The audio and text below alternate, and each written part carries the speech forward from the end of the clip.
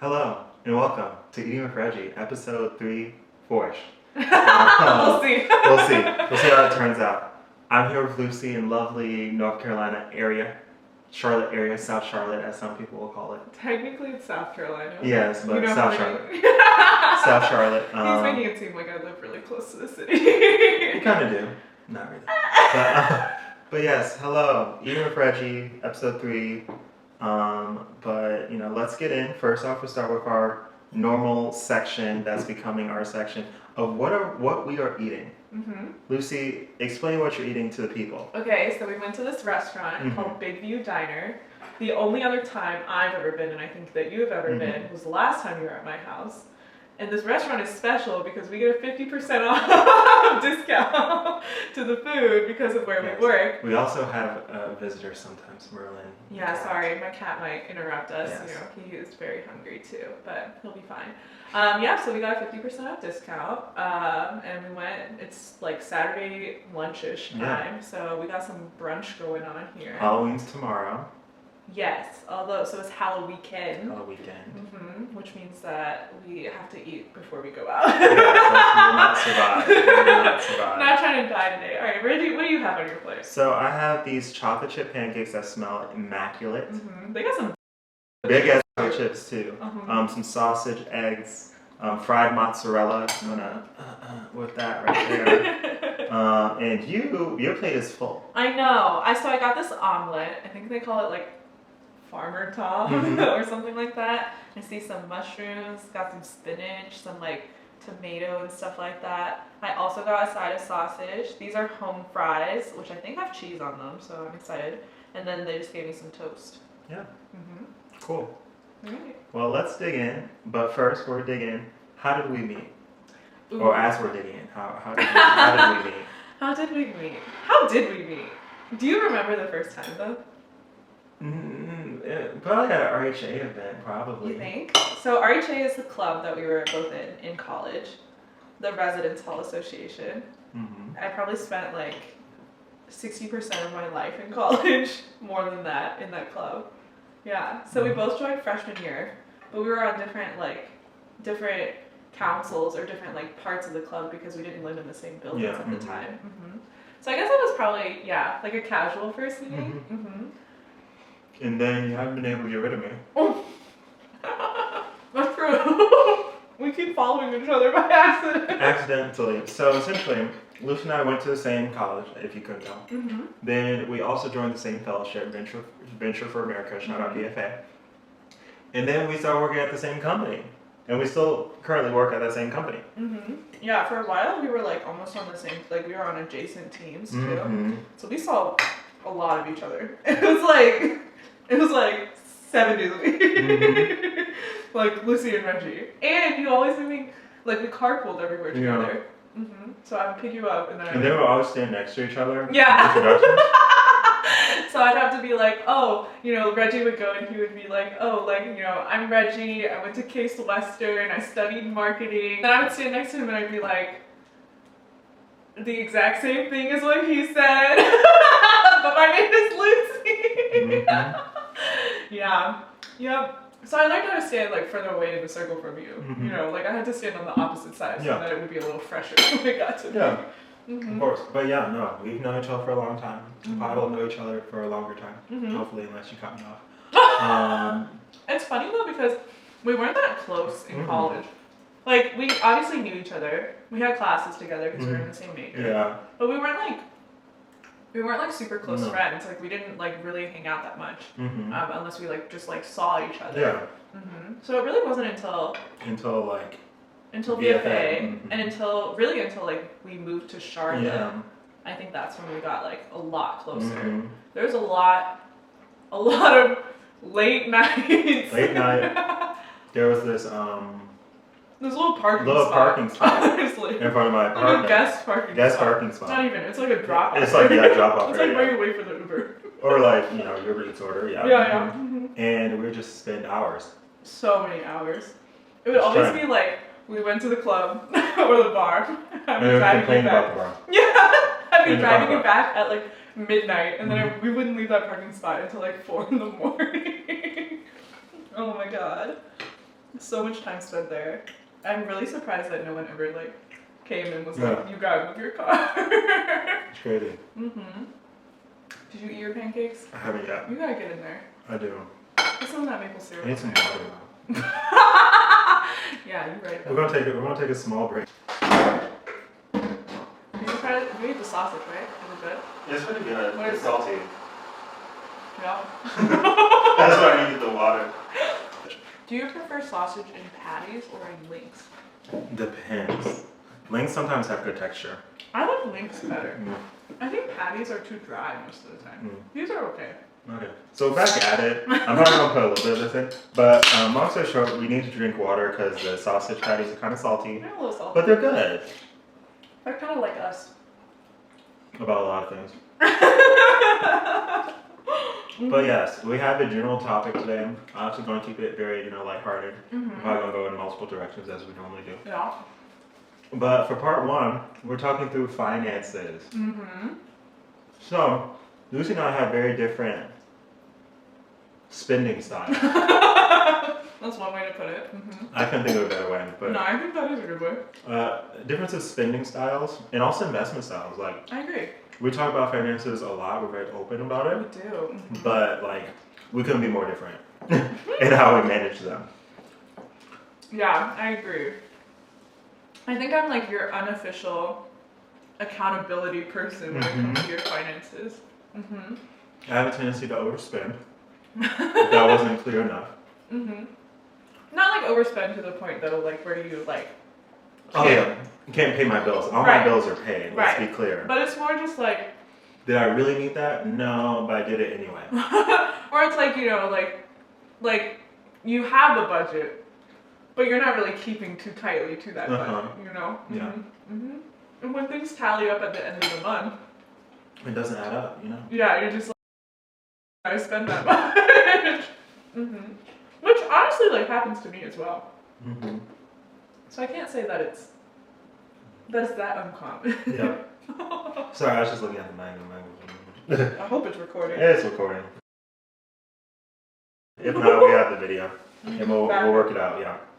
But also, like, outside of like spending habits, also the way we deal with our savings, I think, is a little different. Yeah. I think I have like more money in like investments, whereas you like have like cash reserves, which is a problem I have with not having enough cash. Well, let's talk about, because in Accounting 102, which is a class that we both took, we got this book by Suze Orman.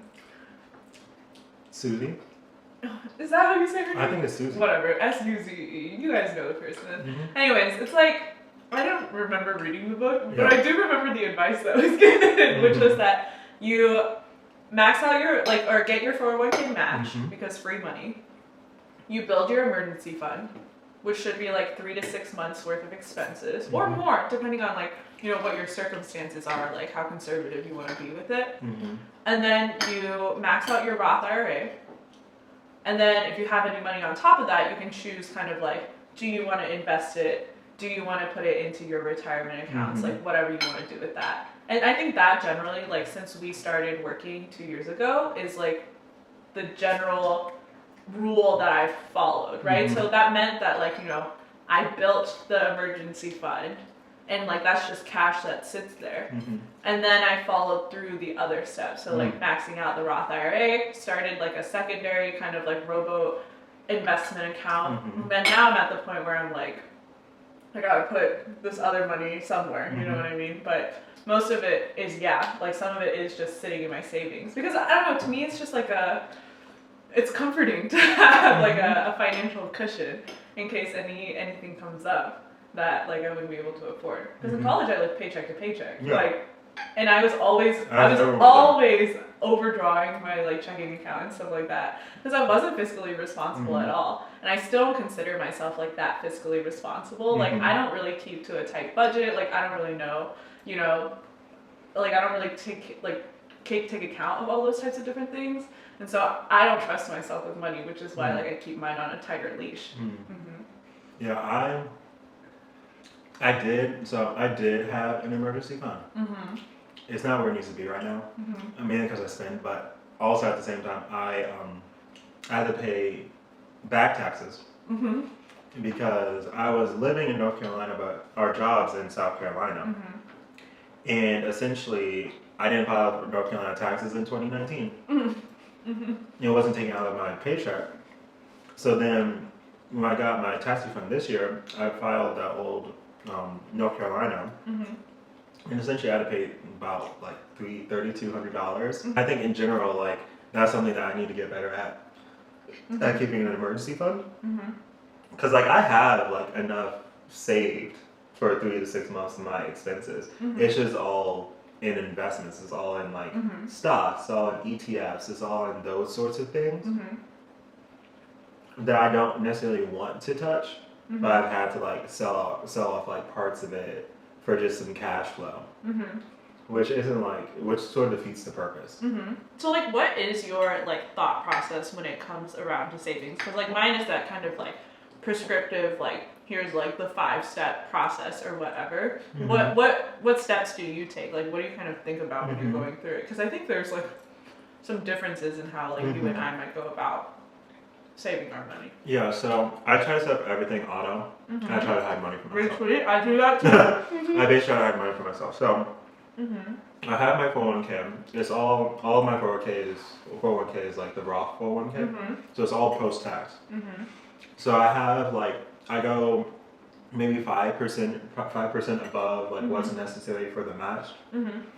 And then on top of that I have for every paycheck, right now I'm saving I move like $25 in savings to pay my annual credit card fee. Mm-hmm.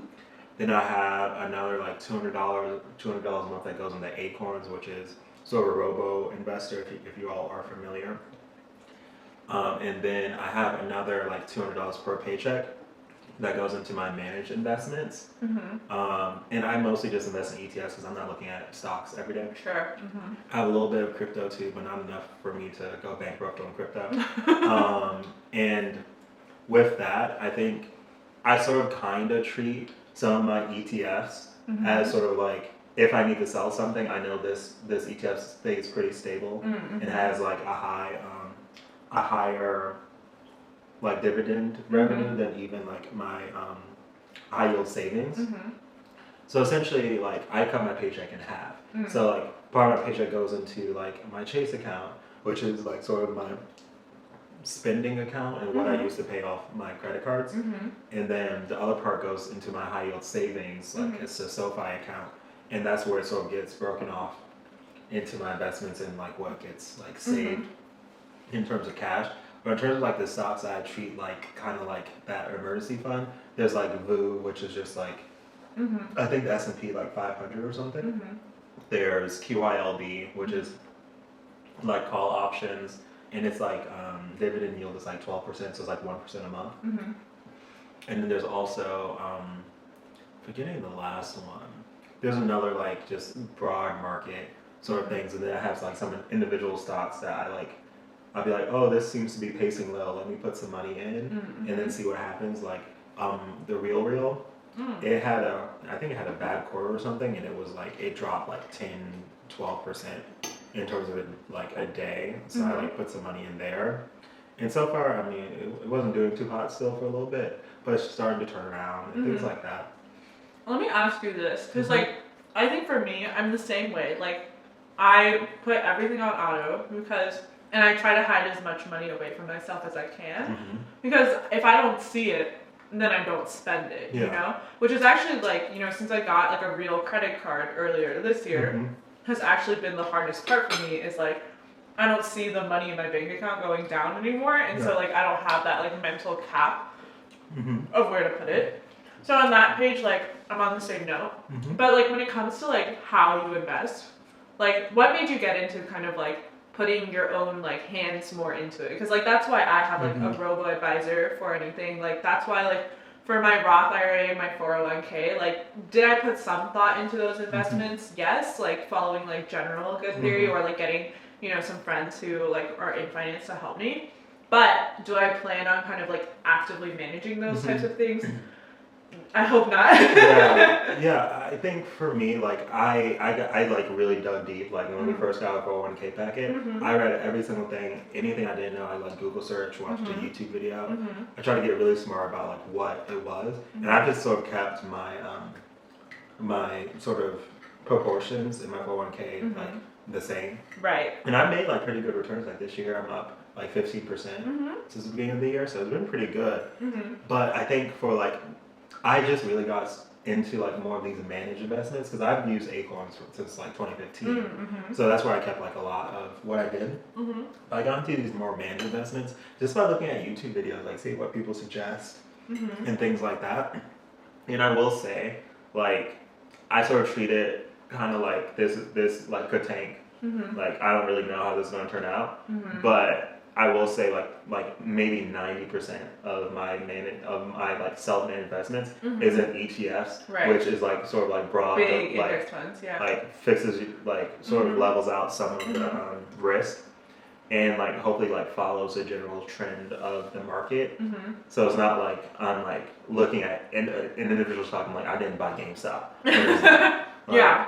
And it's just like just keeping it like that to sort of reduce that risk because I'm not gonna claim like I know all of the different markets that I'm interested in.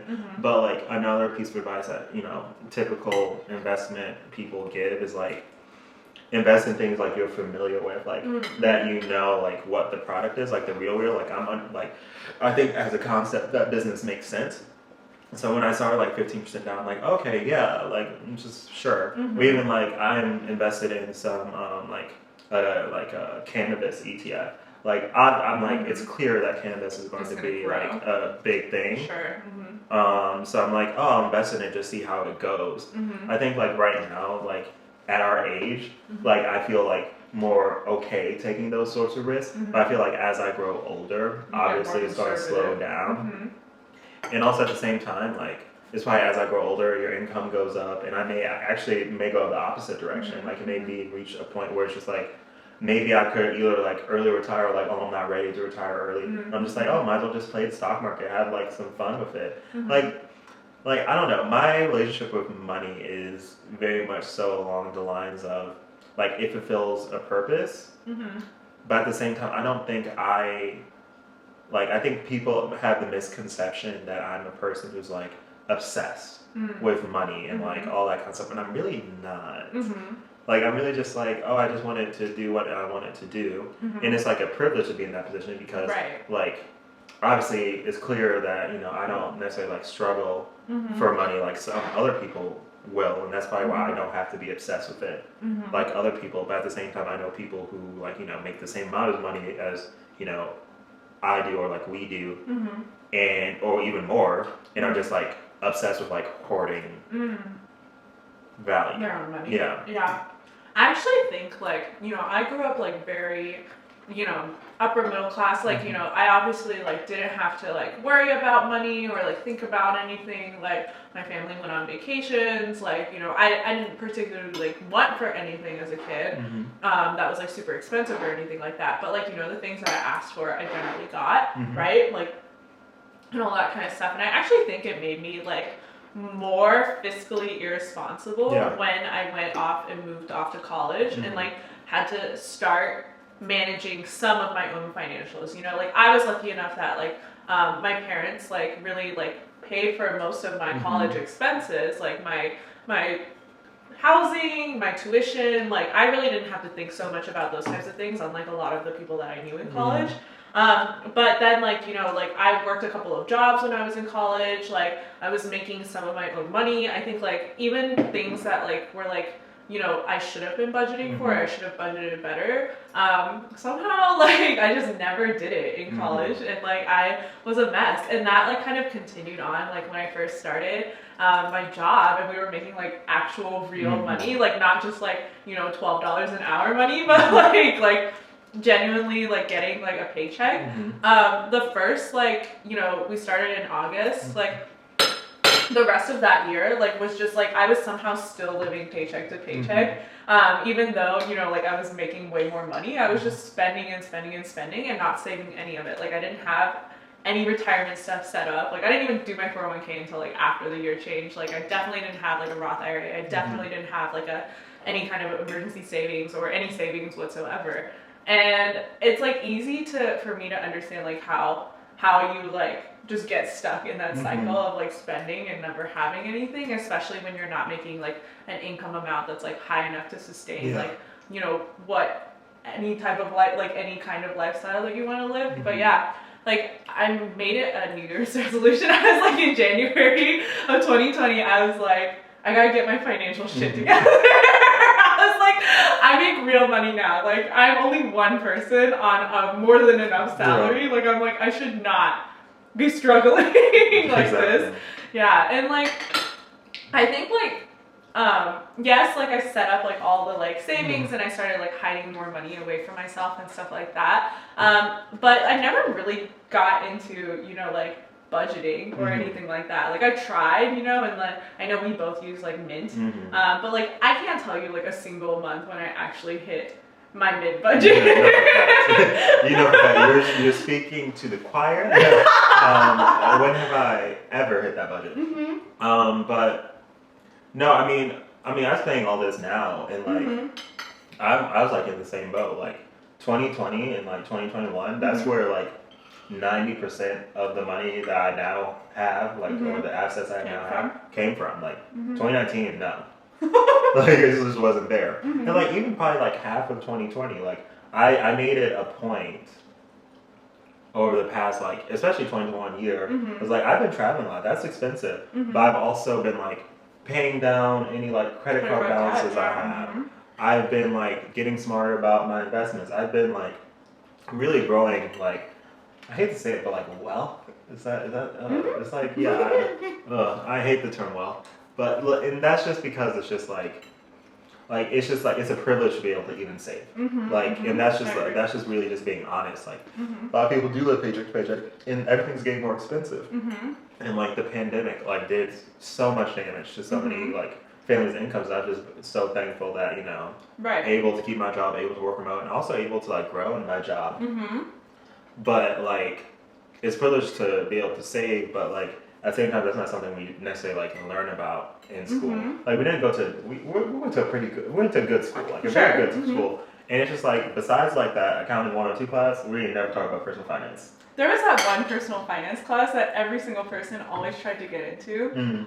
Yeah, like it was about budgeting. I wanted to be in that class so badly. I was like, if there's one thing I take away from college, I hope this is it. And like maybe my life would have been slightly different if I had taken that class. Like, if I learned that lesson sooner. It's like you live and you learn. And like at the end of the day, like it's not like we're old yet. You know? Yeah. We still have time. We still have years of compounding. That's fair. That's definitely because some people really don't learn it until like you know they're like 35. Well, okay, so then what piece of advice would you give someone who was like in our shoes 2 years ago, who's like starting off, like finally has like a real salary and like doesn't know how to manage all that?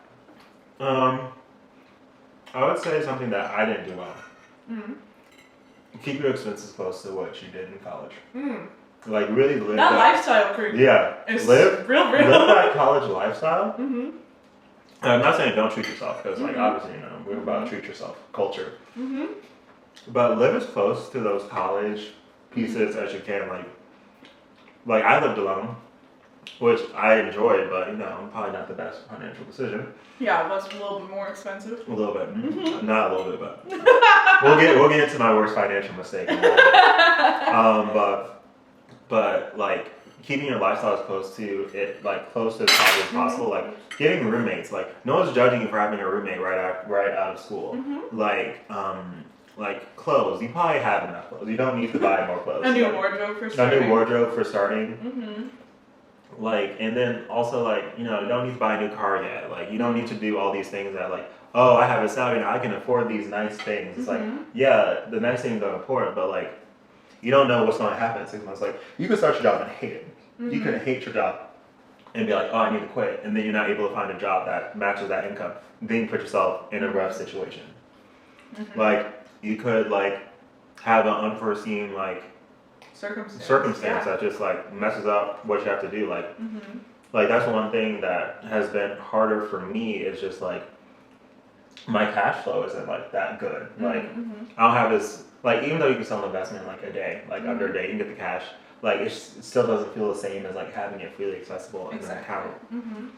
And overall, I mean, just learn as much as you can. Like it's not like from a place of judgment of like, oh, if you do like spend more, if you do buy a nice car or something like that. Like I mean, it's life, and like my thing is with money is like do with it what makes you happy, what makes you feel fulfilled. Mm-hmm. At the end of the day, we all die, and the money doesn't really do anything after I'm dead. For me, it may help like my family, but like outside of like for me, it doesn't really do anything. Mm-hmm. But like really have that like goal, have goals in mind, and like just make sure what you're doing is aligned to your goals. Mm-hmm. Yeah. Like for me, I think my like relationship with my finances or like the ability to manage my finances got a lot easier when I stopped overthinking it. So like, you know, I wished or like I wanted to be that type of person that was like every month, like I was like following the budget. I like knew exactly how much I spent in each category, and then so I could be like, oh, this month I spent like $500 in groceries. Next month I want to spend like $450 instead. But then I found like, you know, like it was like very fatiguing to like constantly think about those like financial choices, right? Like when I'm in the grocery store, like I don't really like want to be thinking about like, oh, do I have enough room in my budget this month, this week to buy like this pasta that's like $1 more than the other type of pasta, right? Like I was like, you know, this is like micromanaging myself and like it's hard for me to like even do that. So I think like for me, like if I had to give advice for people, I would say like first, like that's the cat's food. If I had to give advice to people, I would say first, you know, figure out how you can like hide away or like automate your savings. So that it just like is taken care of. I think your mic died. And then after that, like just for me, what I do is I just think about like overall, like I want to keep this amount of money in my account, or like now that I have a credit card. So before, it's like when I was using a debit card, it'd be like I want to keep like $1,000 in my account, and as money came in, like regardless of like, you know, whether it was a paycheck week or what, you know, like I just be like I want to keep this amount of money in my account, and that like helped me kind of like manage, you know, the spending. Like I would look every day and I'd be like, okay, like, you know, like I only have like if I wanted to keep $1,000 and I had like 1,200 and I'm like, okay, there's 2 weeks left in the month, like I gotta tighten it up a little bit, you know. But now, like, you know, with a credit card, I think it's the opposite of that, where it's like, you know, I only want to spend this much. And then, like, as I go through the month, I would, like, you know, check on how much I've spent. And I'm like, okay, like, I only have this much left. I think it is a lot harder with the credit card because I have to actively think about, you know, like, what purchases are coming next, you know, because, you know, there's those things at the end of the month where you just, like, don't remember or like you don't think about it. Like this month is a good example because it's like Halloween month, like you came to visit, like we've had all these like different events and stuff like that, and I'm like spending a lot more than I normally would at the end of the month, and it's like I've blown my budget a little bit for myself, you know, and I'm like, okay, you know, I'm doing the math and I'm like, this is more than what I wanted to spend.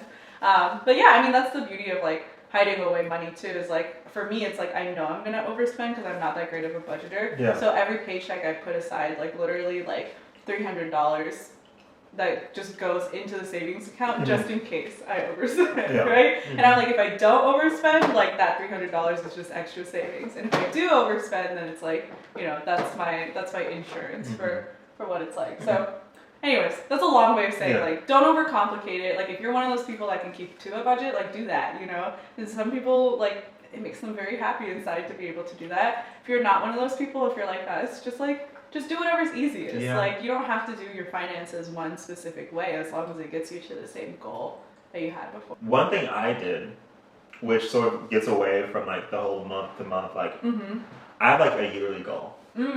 So like this year I had like a goal of like I want to have X in investments, and I sort of track how I'm pacing towards that goal. And you know, sometimes it needs to be upped, but I have like the lower limit of it. So like no matter what happens, I'm like as long as I do this, like I feel fulfilled. Because I think part of like finances and all that kind of stuff is sort of like you're like living up to what your expectations of yourself are. Like, you know, like it's not like we're doing fine. Like we sort of we have more money that we don't spend than what we spend. Mm-hmm. But like I think part of it's like, oh, you hear like, oh, this person has like, oh, is saving at a rate of this. Like, Mm-hmm. oh, why am I not like living up to that? And I just sort of like this year, like especially I just went into it's like, hey, I know I want to do a lot of this traveling while still working remote.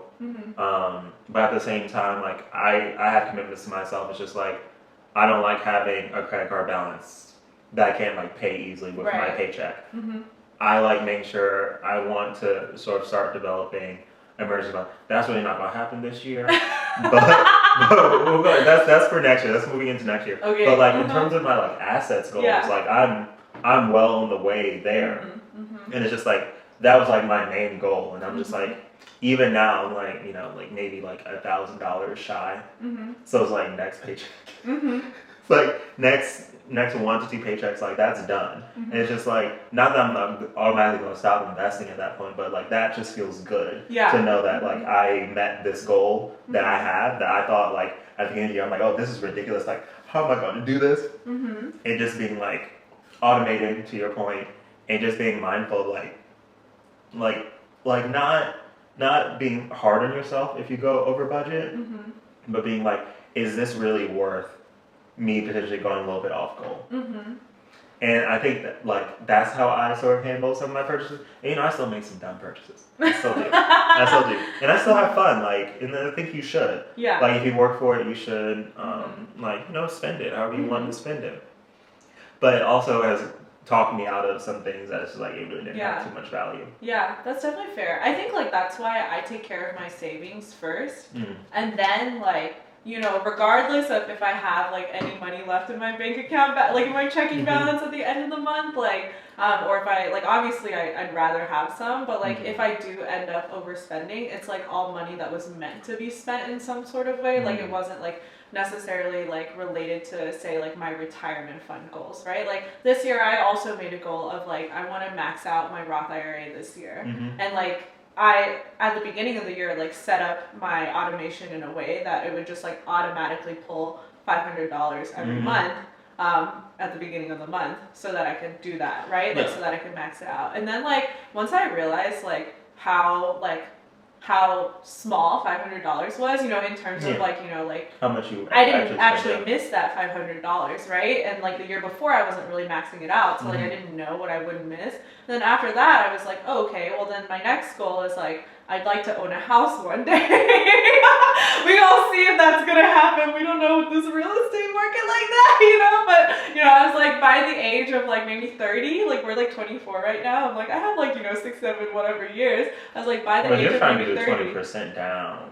Yeah, but I'm only trying to buy a house that's like, I did the math. I was like, if I bought a townhouse that's in like the 200,000s or whatever like that, did I say I was going to be able to afford it exactly? No. That's the goal that I set for myself. And then I set myself, like I'm like, okay, like that's when I got or created that like robo investment account, because I was like, I'm going to hide more money for myself to spend in the future, because I'm like, I want to, I have this broader long-term goal. And it's like, when I set that one, it was like, oh, I'm going to contribute like $300 a month to it, right? And then like I'm like, I realized like after a certain period of time, I was like, I don't really miss the $300 that much either, like I'm like, it wasn't that much of a commitment to something that I like actually drastically had to change anything, which to me is the signal that I'm like, okay, I gotta save, I can save a little bit more, right? So then after that, like I went back into my 401k, I upped my contribution there, like it's like kind of the cycle of just like, test it out, like see if it like broadly, like if it impacts your lifestyle, or if it like makes it hard for you to do all the things that you want to do. And if it doesn't, which is like usually the case for me, then you get to save more and you just get to live your life, and then like you don't have to live it with the stress of like, oh, like am I gonna be able to like stop working in like 40 years or whatever whenever you retire. Yeah. Okay, so speaking about spending. Yes. You said you were going to talk about your worst financial mistake. Oh my god, worst financial mistake. Okay, so long story short, we were working remote. And my lease Wait, I didn't even think about this. No, this is pretty bad. This is the dumbest, like boneheaded decision I ever did. But like, you live and you learn. I had my place in Charlotte. My 1 bedroom wasn't, when I looking back, It actually wasn't that expensive. It was within like what we could afford on our income. Sure. Yeah. It wasn't like I was doing anything crazy. Mm-hmm. Should I have made other decisions? Probably, but at the time, it wasn't like I was doing something like, oh, I'm like living beyond my means. I wasn't living beyond my means. Mm-hmm. And so I had been. So it was 2020. I went back home in like April. Mm-hmm. So my apartment was basically empty Mm-hmm. for like months, and then my lease ended in July. And I was just like, oh, we'll probably be back in Charlotte soon. I'm going to re-sign my lease. Oh my god. And then it was just like, oh, we're working like fully remote until 2022. Mm-hmm. And then it just turned into, okay, I paid all these months of rent while I didn't live in the apartment. I wasn't even for sure if I was going to come back to Charlotte. Well, that's the main thing, right? Yeah. It's like, at the time when you were like, I'm going to renew my lease, I was like, why? Like, he had been living back in Cleveland for like months at that point with literally no intention of coming back. But he was like, nah, I'm coming back. Don't worry, I'm coming back. Yeah, because I still had my job theoretically. But yeah, but I still could have waited. Like, it's that's just like, true. it's like, I still could have been like, oh, let me just put stuff in storage. And Yeah, stuff exactly. Like Which but, is what I would say most people most did. people would have done. Most people should have done. So I re-signed this lease. Mm-hmm. And I was like, oh, because I told myself, oh, I'm going to re-sign if they don't increase my rent. Yeah. I'm just like, oh, let me just keep my rent at the same price. Like, I'm used to paying my rent. It's fine. Then I just thought to myself, as time went on, I was just like, I don't really, like, especially, it like really sunk in when they said, we're not working until 2022. So then, you know, I was just like, okay, like, I'm paying all this rent. Mm-hmm. For what? Because, like, for what? And it's just the world's most expensive storage locker. Yeah, at that point, it's just storing items. So I'm just like, this doesn't make any sense. Mm-hmm. So about 2 months after I re-signed the lease, I was emailing them like, hey, can I get out of this lease? Like, oh, I have to go back home for XYZ, try to hit the emotional thing. Mm-hmm. They weren't having it. So essentially, I had to initiate, like, basically buying myself out of my lease. So I paid 2 more months of rent. Oh my god. Like, I had to pay 2 months. I had to let them know 2 months ahead of time. Mm-hmm. 2 more months of rent. And then I had to pay a lease buyout fee of another 2 months of base rent. Oh, that hurts. So it was just like I paid basically 4 months of rent Mm-hmm. because I re-signed a dumb piece of paper. Yeah, so you ended up paying basically like 6 out of your 12 months, 6 Yeah. months out of your 12-month lease for an apartment that you hadn't lived in Yeah. for like a year. That was a dumb decision I made. Mm-hmm. Listen, that would have been nice. That alongside that tax thing, that was my emergency fund. That is the emergency. That is an emergency That's more fund. than the emergency. That is an emergency fund. Uh-huh. That's an emergency fund worth of money Mhm. that came out of my accounts. So that's why I also don't beat myself up too much. Well, that's about why the emergency fund is empty. Yeah, because it's like emergencies. It wasn't emergencies. It was Avoidable emergencies. I'll call them avoidable emergencies. Mm-hmm. But since then, you know, my stuff's been in storage. I've been hopping around, collecting travel points. But yeah, no, that was my worst financial decision. Mm-hmm. What did you think I was going to say was my worst financial decision? I don't know, but I like forgot about that whole. I forgot about that whole saga of like what happened there. I honestly, you should have just listened to me. Thousands of dollars, thousands of dollars. That's a down payment, like on a house, like a car. I know. On a car, that's a car's down payment. Like a good car's down payment. Yeah. I wasted. Yeah. Mm-hmm. Yep. It's hard to watch. It's hard for my accounts to take. Yeah. Those kinds of expenses though, like I think about like we're sitting in my house right now and like this wasn't like a poor financial decision, but I think part of the reason I was living paycheck to paycheck when we first started is because I had to furnish this house, you know? Mm-hmm. And like I live in a townhouse, so it's like slightly bigger or slightly more furniture than an apartment would have been. And you just like don't even realize how much everything costs like until you're like actually buying it. Like even though like 90% of the furniture in this house is from IKEA, like IKEA is expensive.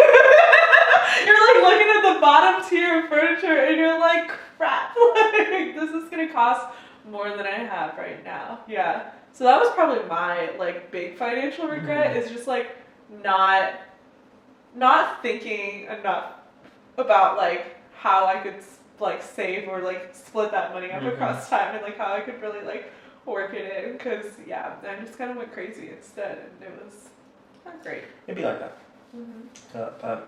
Yeah. Well, you're moving soon. I'm moving soon. So you won't have all those expenses again. I am, but I think now I'm much smarter than I was when I first got my first place. Yeah. It's different when you have like money already in your account. Yeah, it's like, different when you have like some things. Yeah, I have all of my furniture. I have a couch. Whatever. Yeah. Like my credit's good. And like I have like my investments. If things go left, I'm good. Like, and it's like, yeah, that died. But it's okay, we got this one. It's like, it feels different. Like, because, when you first move into your first apartment, like, you have nothing.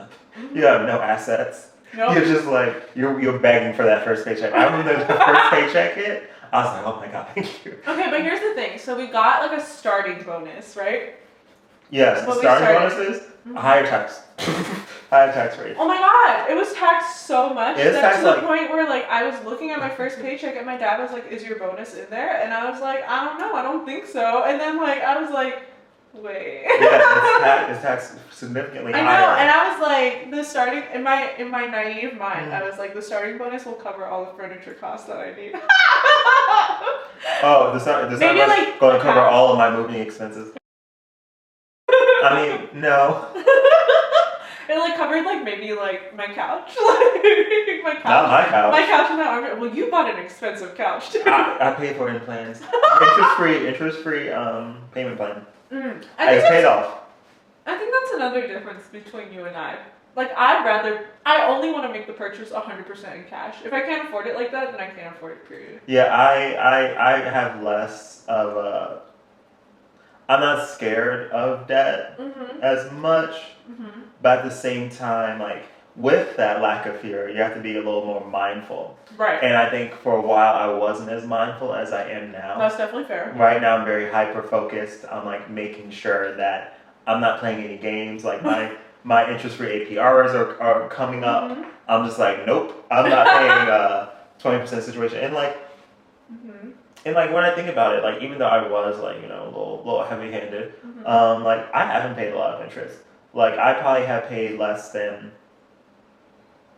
$100 since I started working in interest, which is a blessing. It's like, but like, which is a miracle. Life-saving. But like, I don't pay a lot of interest. I make sure that that's not an expense I keep. But it's like this weird thing of like, understand where you're coming from, because that does make sense. Like I probably would prefer to pay for everything right away, but also at the same time, because of the way like the U.S. financial system is set up, like you get a lot off of basically nothing in terms of like leveraging like your credit score, leveraging the income you have, and like I think. Probably knowing me, like I had paid how much the couch cost like right away, which I probably at the time couldn't do. Like it would have been like harder like for me to like recoup that versus like paying like $120 a month and not like feeling it. It's sort of like saving almost in a way. It's like, oh, $120, I'm not really feeling it versus like a $3,000 or however much it costs, I don't remember how much it costs, expense is like, this is like a huge chunk of cash. Yeah, that's definitely fair. I think it's more so a mental thing. It's like, this depends on what makes you feel more comfortable. Yeah, I definitely agree with that. I think because I'm not like good at managing my finances, like that's why I'm like, if I can afford it, I can just buy it now, and like then I don't have to worry about like managing another payment or like God forbid like making a late payment, because like your girl has made a lot, like not a lot of late payments on debt, but like that's like a fear that I generally have, right? Have like, you made a late payment?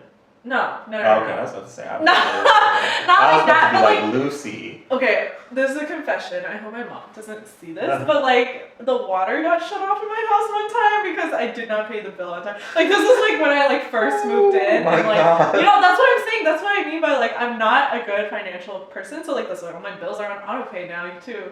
But like it's like because I generally like don't pay attention to those types of things. Like it means that like if I had like a recurring like like plan, or like if something like kicked in, like if I had like say like a 0% interest like credit card and then I wasn't paying attention, like which I wouldn't be paying attention, and then all of a sudden that 0% interest like came up, like I'd be in trouble. Oh yeah, no, I'm hyper vigilant about those sorts No, of see, things. that's why I can't. And like it's like I kind of put it in like sort of like my routine of like at the at the end of the month or the first day of the month, like where I pay like my rent, I'll just pay like this. This is make sure everything is like set up, ready to go. But that's interesting. Okay.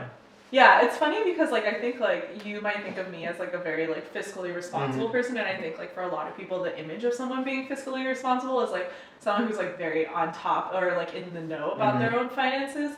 But I think for me it's like the opposite, which is that like, you know, I'm fiscally responsible because I don't let myself like do things that would lead to fiscal irresponsibility. Like I like pay off my credit card in full every month. Like I would never like the full balance. Like is that? But You're like supposed to. I know, but like could I like live without like, you know, like paying that off? Like probably, you know what I mean? Like if I had like a 0% credit card, for example, which I don't. But if I had like a 0% like interest rate credit card, like some people might let that sit there. Yeah, let it sit there and just like. Yeah, exactly, because it's not. Some people do the credit card churn. I don't trust myself with credit card churn.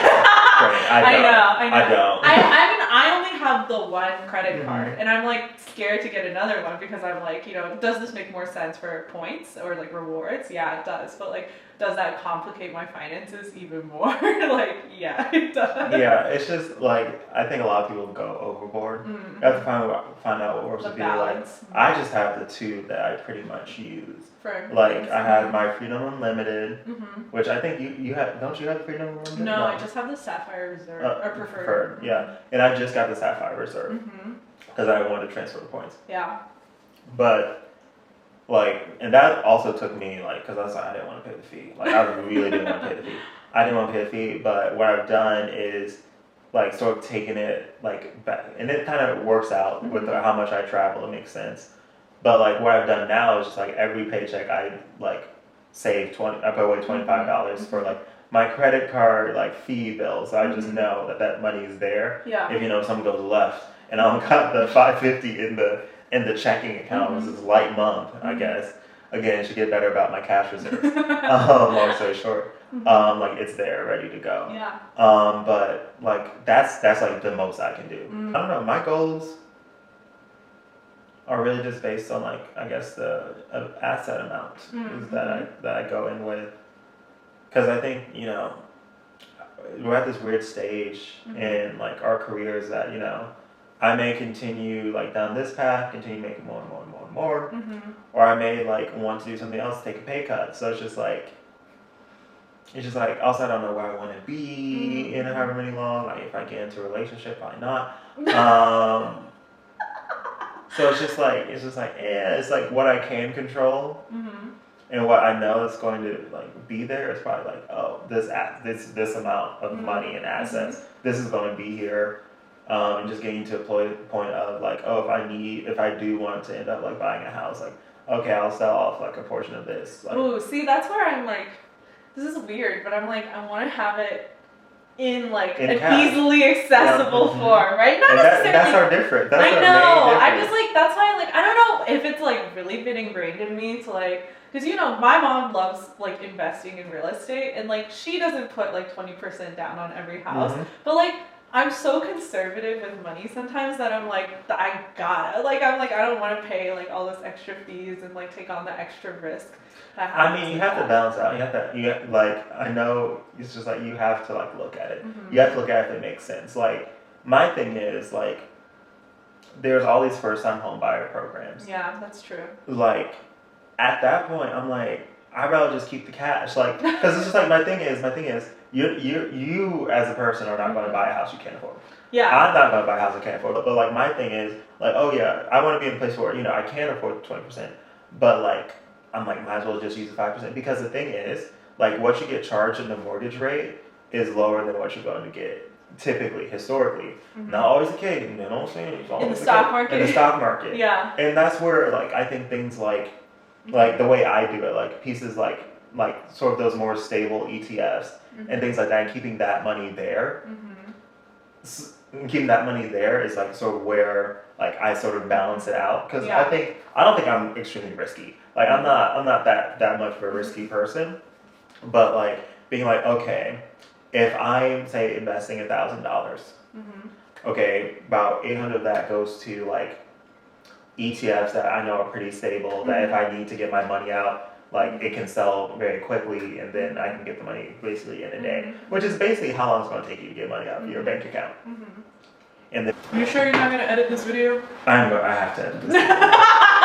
It's like, let's be That's clear. what you told me. Let's be clear. I have to edit this video. At the beginning of this, you were like, "I'm not editing the video. I'm just gonna cut that." I try not to edit the video because I'm not a video editor. At some point, if this starts making money, I'm just going to outsource it because I don't got time. No offense to my lovely viewers, I don't have time. Until that number grows and it can replace at least maybe like 70% of my full-time income. 70%. I know how much you make. You ain't gonna get a video editor until 70%. No. I said that's what I would consider editing it myself. Oh. Yeah, as long as this makes like over like $5,000, $10,000, like okay, I'll hire a video editor. Listen, brands. Listen.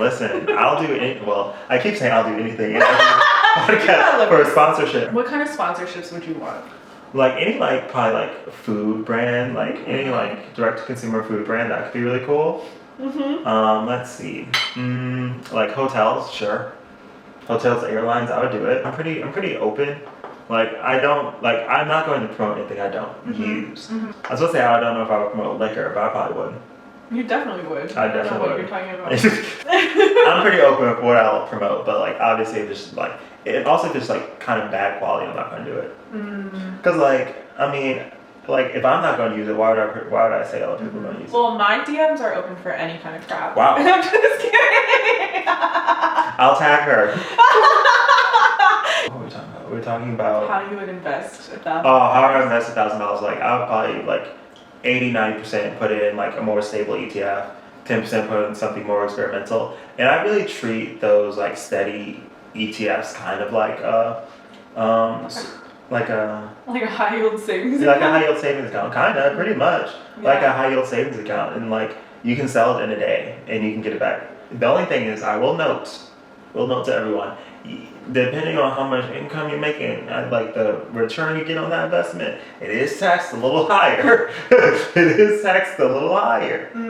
But at the end of the day, it's like on the return, so it's not like you're losing money with the tax money. But like if you take out, if most of it's a return, then that's when it gets a little sketchy.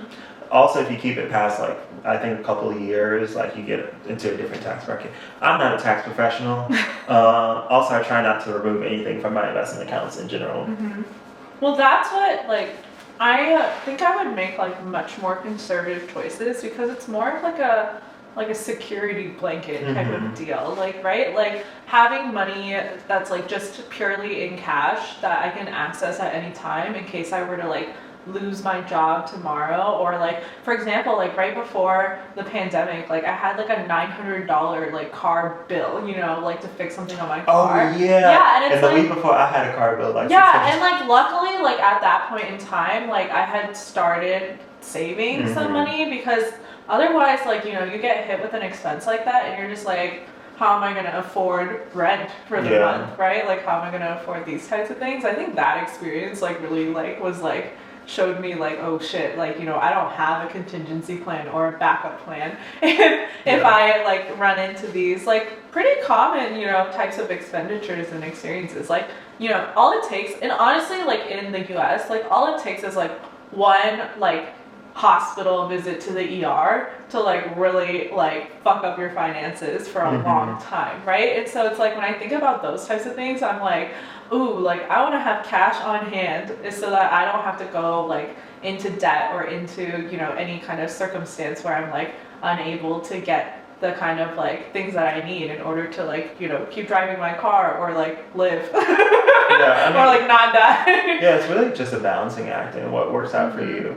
Like, I think everyone's like finances are just very personal. Yeah, I And agree. like it really sort of represents partially your personality. Yeah, exactly. Like, you know, like it makes me nervous that my robo investment account is like set to like high, you know, like High risk. Oh yeah, I'm all about high risk. I'm like high, especially if it's robo. I'm like I don't have to touch it. I know, risk. and like at the end of the day, like it's all technically extra money, you know, that I'm not using on anything. So I'm like, for me, it's like if I can't afford it going to zero, then I can't afford to invest it, right? Yeah, yeah, To an extent, I completely agree with you. Like that's how I feel. That's how I feel about the 20, like my 20%. Yeah. Like I'm 20%. I'm like, yeah, we'll see what happens. Like I had some crypto. When I bought it, it was kind of low. It had just fallen the first time. It came up. I'm like, oh, this is going well. Like, oh my god. Fell again. I was like, ooh. Now it's back up. Like, ooh. So it's just like that's how I feel about the 20%. The 20%, I'm like, I don't know how this is going to turn out. But like the more tried and true ones, that's where I feel like safer. It's fine. With spending, it's like for me, it's like I don't really want for like big ticket items most of the time, which is why like when it comes to spending, like I'm really good at like window shopping and keeping it at window shopping. Like I just don't get tempted by too many things, and so like it makes it easier for me to just be like, no, I'm not gonna buy like all these things that I want, but like I've never like Allbirds. Allbirds are a great example. The shoe. Oh, the shoes that like. I've literally like the wool ones. They cost like $100, which like in college when I first like wanted them was like a lot of money to me. Now it's just like, you know, $100 is like whatever, right? But flex. I mean, it's not whatever, but it's like, you know, a much smaller amount of money. Like I could easily buy it and then like it wouldn't make, you know, a wave in my budget or whatever. I've literally convinced like 4 separate people to buy Allbirds because of how much I love them. I don't own them.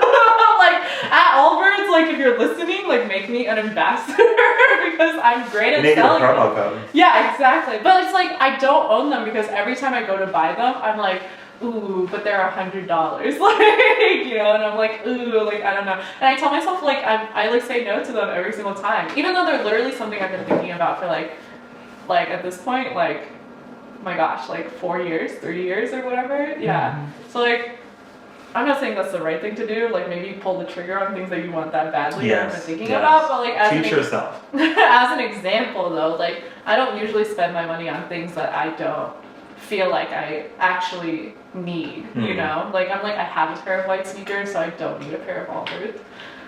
I really want a pair though. Christmas present to yourself, maybe. Okay. Yes, I don't appreciate. I spend money. Yeah, I definitely treat myself, but I will note that I would rather spend money on experiences than items, and I feel like I try to make that very clear. Like I have nice things, but like at the end of the day, if I had to decide between, what's a good explanation? Like a Canada Goose jacket. Is that a thing? Is that still a thing? Yeah. A Canada Goose jacket and a weekend trip to. How much is a Canada Goose jacket? 1,000 something. Okay, maybe not a Canada Goose jacket. Let's use it for example. A Canada Goose jacket or a weekend trip to like Philadelphia. I'm taking a weekend trip to Philadelphia. Like, forget the Canada Goose jacket. I'm eating out. I'm enjoying life. Like, I think that's where like a lot of my spending comes from. Like, yeah, I still like look good. I still like care about it. But this brings up that one question you asked me earlier. And this will be the last question of this segment.